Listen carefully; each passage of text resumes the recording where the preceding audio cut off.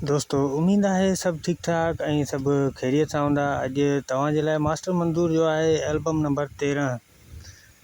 Album जो title आहे इंतज़ार। तमामु बहितरीनु एल्बम आहे, सुठो एल्बम आहे, सुठी शाइरी सां ॿधल आहे। ऐं तव्हां दोस्तनि खे ॿुधायां त मास्टर मंज़ूर आहे। ऐं मास्टर मंज़ूर जॾहिं ॻाईंदो त दिली सुकून ऐं दर्द जे मारियल दिलनि ते ईअं सम्झ त वॾो असरु थींदो हुयो। मास्टर मंज़ूर अहिड़ी बेकार शाइरी बि कॾहिं कोन ॻाई। तमामु भली शाइरी ऐं सुठी शाइरी खे तरजीह ॾींदो हो। बाक़ाइदगी सां माना ॻाइण जो शौक़ु ऐं सुठी शाइरी खे घणो शौक़ सां ॻाईंदो हो। मास्टर मंज़ूर तमामु बहितरीनु सिंगर हो सिंध जो। ऐं तव्हां दोस्तनि खे ॿुधायां त हीअ रिलीज़ इंफॉर्मेशन वीडियो आहे ऐं हिन वीडियो में असां कोई बि गीत शामिल न कयो आहे। हिन वीडियो में अव्हांखे इहो ॿुधाईंदासीं त हिन एल्बम में कहिड़ा कहिड़ा गीत आहिनि ऐं एल्बम कहिड़े साल में आयो आहे, एल्बम काओ आहे ऐं एल्बम हिन में कहिड़ा सुठा गीत आहिनि, मशहूरु गीत कहिड़ा आहिनि।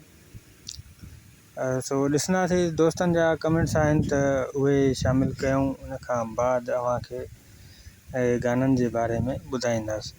पहिरियों कमेंट्स कयो आहे मोहम्मद नबी साहब, लिखियो आहे त ग़ुलाम हुसैन उमराणी जा एल्बम रखो। ठीकु आहे अदा, इंशाल्लाह तमामु जल्द रखंदासीं। ऐं उन खां बाद वरी भाऊ जो कमेंट्स आहे त लिखियो अथई वेरी नाइस, वॾी महिरबानी अदा, लख कुर्ब। उन खां पोइ हुबदार अली उॼण साहब लिखियो आहे त ग़ुलाम हुसैन उमराणी। ठीकु आहे अदा, हाणे इंशाल्लाह तमामु जल्द रखंदासीं। इंशाल्लाह इंतज़ारु तव्हांखे न करिणो पवंदो। ऐं तव्हांखे ॿुधायां त कुझु मास्टर इहो हिन जा ग़ुलाम हुसैन उमराणी जा कवर मूं वटि मौजूदु आहिनि।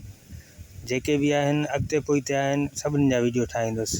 ऐं उन खां बाद वरी हुबदार अली साहब लिखियो न आहे, दिलू मोकिलियो, वॾी महिरबानी, कुर्ब अदा।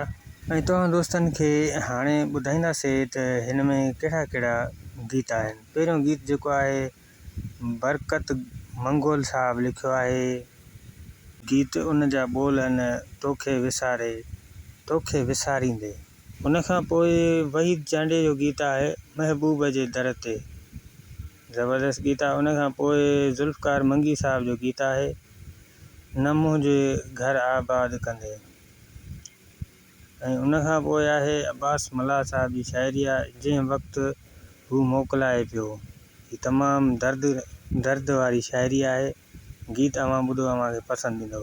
उन खां पोइ आहे सागर शाह साहब जो गीत आहे सिक लॻे त पोइ छा कयां, ज़बरदस्त गीत आहे। ऐं उन खां पोइ आहे बरकत साहब जो गीत दिलि ॿुधो दिलबर रोए छो थो, तमामु दर्दनाक शाइरी। उन खां पोइ अनवर मंगसी साहब जो गीत आहे हलड़े नसीब, तमामु बहितरीनु गीत आहे इहो बि। उन खां पोइ अज़ीज़ ब्रोही साहब जो गीत आहे मां दीवानो माण्हू आहियां।